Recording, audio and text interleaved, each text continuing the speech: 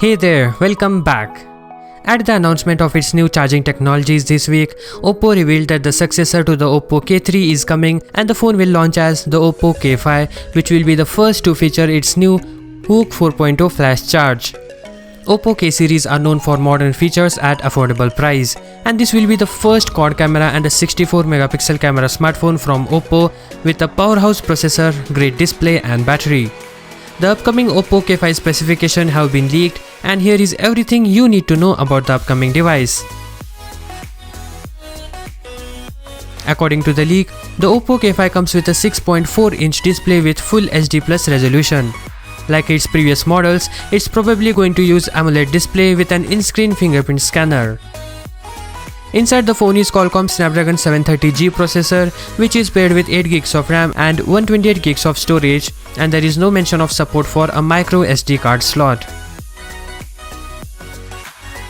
For cameras, it's going to get an upgrade in every aspect. To begin with, it will have quad camera setup and 64 megapixel main sensor when compared to Oppo K3, which has dual camera setup and 16 megapixel main sensor. So this is a huge leap forward. The rest of the camera specs are an 8 megapixel ultra wide angle lens, 2 megapixel depth sensor and a 2 megapixel macro lens. Also, in front camera there is upgrade from 16 megapixel to 32 megapixel in Oppo K5. But presently it's unknown whether it will use pop-up selfie camera or a water drop notch, and I don't want to tell something which is not yet confirmed. I will update it in the description or in the comments as soon as some new leaks appear about this.